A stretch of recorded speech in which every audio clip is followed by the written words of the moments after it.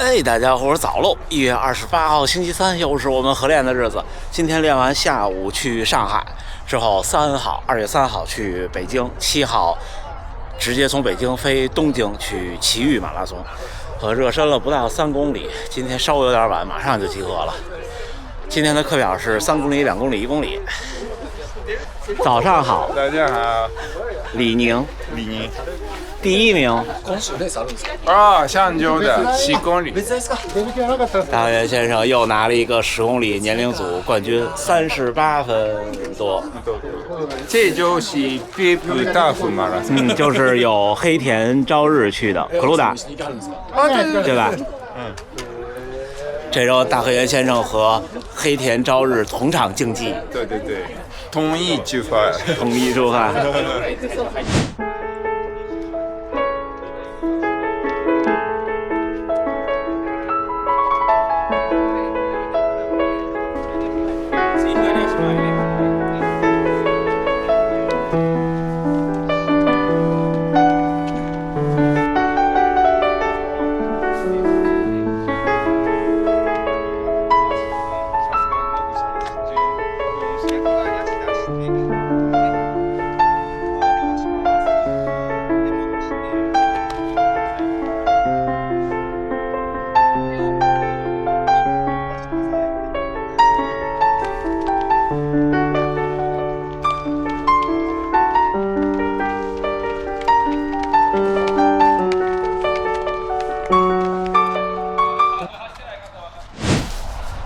把衣服脱了，跑。3分40先頭。计划3分40。走。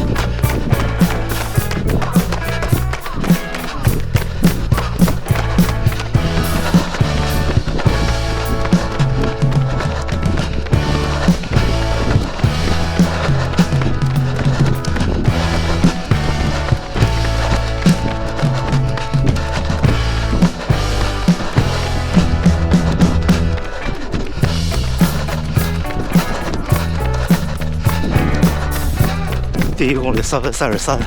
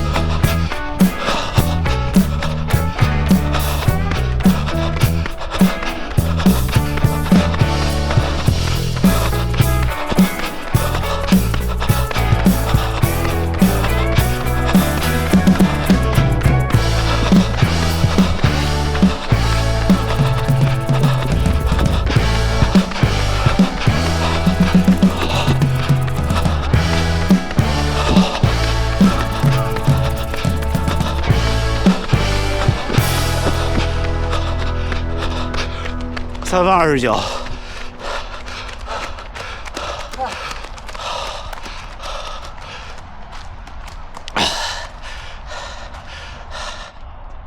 休息3分钟，可能是。准备，走。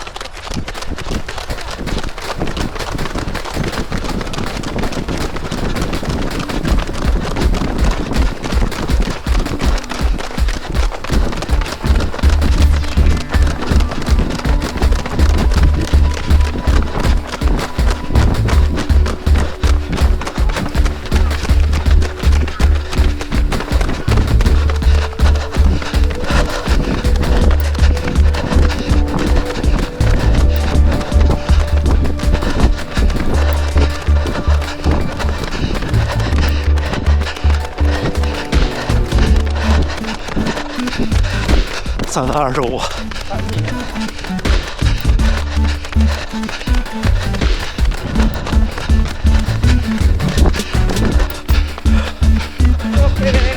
还能走。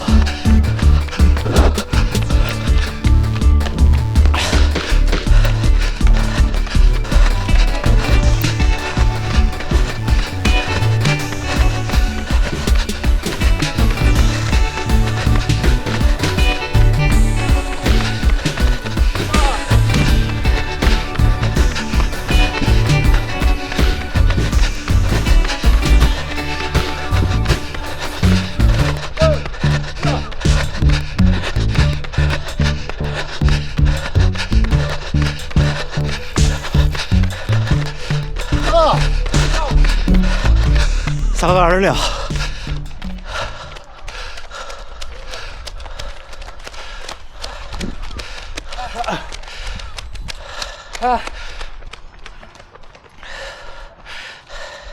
还可以哈，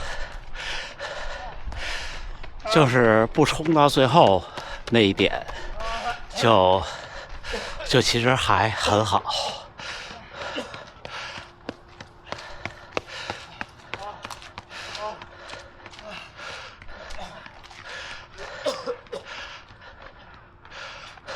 那今天我就没扶柱子，所以从体感上就能够感受到，不管你现在是比赛完还是累不累，一会儿跑完跟大家分享，大家往后看。我觉得今天我想分享的内容，对我自己来说也很有意义。大家一会儿看我最后1公里，就是收着一点的跑，跑完之后跟大家分享这种感觉和它反映出了什么东西。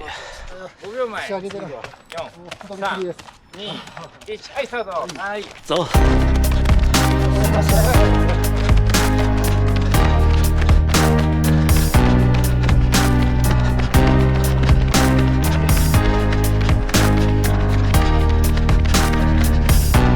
到。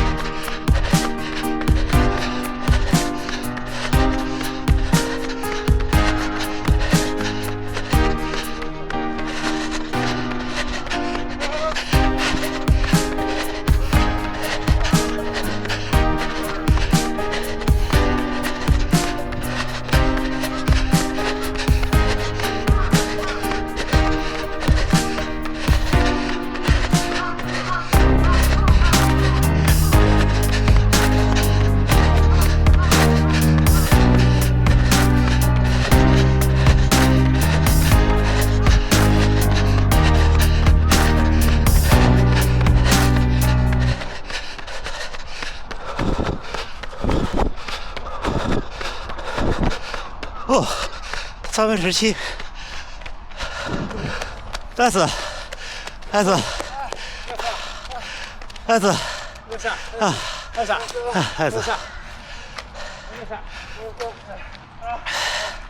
分17可以啊。嘿，小伙伴们，结束了啊。看一眼数据，再录一个感受。今天是赛后的周三，第一个强度课3、2、1，跑得还不错。今天的感受是，留有1分力就会游刃有余。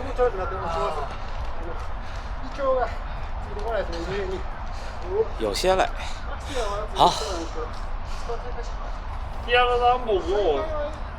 第一个3公里，3分34、3分36、3分29，之后休息3分钟，然后2公里，3分25、3分27，最后休息了2分，最后休息了2分40秒，哦，之后最后一个1公里，3分17秒6，可以。今天想跟大家分享的就是这种感觉，为什么绝对速度很重要？你看现在对我来说，除了最后那个3分17，我稍微用了一点力，但是其实那个用力是可以看表，可以说话，可以调耳机的音量，在这个状态下，像前面那个3分20多，我现在的体感就跟以前跑3分30多一样。而这个感觉为什么重要？或者说今天为什么我的训练不累？或者说啊，往好的正面方向说，是因为我周末的比赛之后，我今天稍微的留一点力，不让自己逼到那个程度，让自己有点速度感就好了。但是如果不是这种情况，比方说你今天就是一个正常的训练，练成我今天的这样，就是不合格的，或者就是效果大打折扣的。就是最后那5%到10%，就是你出的那个力，是决定这堂课效果和质量的80%。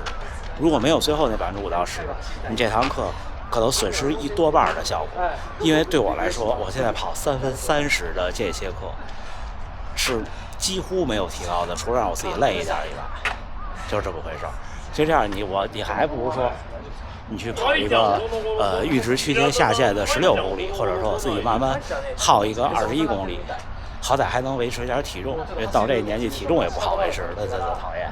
所以就是这么回事，你从体感就能判断出来。这就是今天特别想跟大家分享的。正面的说是你留一点点力可持续，或者说赛后不受伤。反面说就是像我们普通人这种强度课不多，机会不多，或者你能狠下心让自己干强度的时候不多，那就得干出最后那5%到10%。这是我特别想跟大家分享的。就你们看，很多人练，有的人练进步，有的人练不进步。比方说我现在的进步速度，从我的身体条件上来说，肯定是不如2020年到2023年的。这3年的肯定是不如的，因为那3年我是35岁到38岁，这三年我是38岁到41岁。但是为什么我的38岁到41岁我进步的是肉眼可见的，而那3年从2020年到2023年我几乎就停滞不前。我2020年自己在马路上去测全马就跑2小时51。所以那时候我应该就是具备250以内的能力的。2021年2小时44，之后就一直这样，甚至更慢，然后几次240都失败。然后速度训练呢，永远都是跑的觉得挺累的，但是呢，今年跑3分34，明年还是3分34，跑间歇，就每次都觉得挺累的。但是现在我的回想就是，那时候觉得那个累，不是这个累，或者说呢，一方面是你没有真正的体会到用尽全力的感觉，可以再逼自己试一试。还有一方面有一个巨大的问题，那个时候我就每天清晨、凌晨在北京的公路上跑，那我就停不下来，我只能中间用慢跑去代替或者怎么样，并不是说这样不好，就是法特莱克这种训练是很有意义的，它是刺激阈值的，但是它对刺激绝大速度的意义，如果一个人跑，意义不大，因为你中间那个慢跑会让你觉得你这一组从潜意识里你就不会去全力以赴。所以我分析想的办法就是，这些个中间就停下来，每一组都当成倒数第2组跑，你别当成最后一组跑，那你这也就太过了，就这意思。有队友的情况下就找队友跑，这是我特别想跟大家分享。至于比赛的复盘和感受，到时候过两天我录一个节目。今天下午我飞上海，到了上海跟大家录像分享。小伙伴们，1月28号星期三，还不到7点，6点58，我已经回来了，又冷身了4公里，下午就出发上海。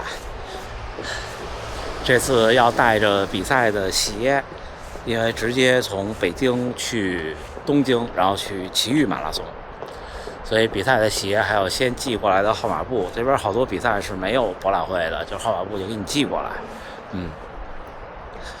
今天的状态非常不错，今天跑到那个中间那个2公里的后1公里的时候，有那种又有那种稳定输出的感觉，所以确实感受到了训练的进步。这一年就像我刚才跟大家分享的那种感觉一样，所以提升速度的门槛对于马拉松到一定水平的选手是很有帮助的。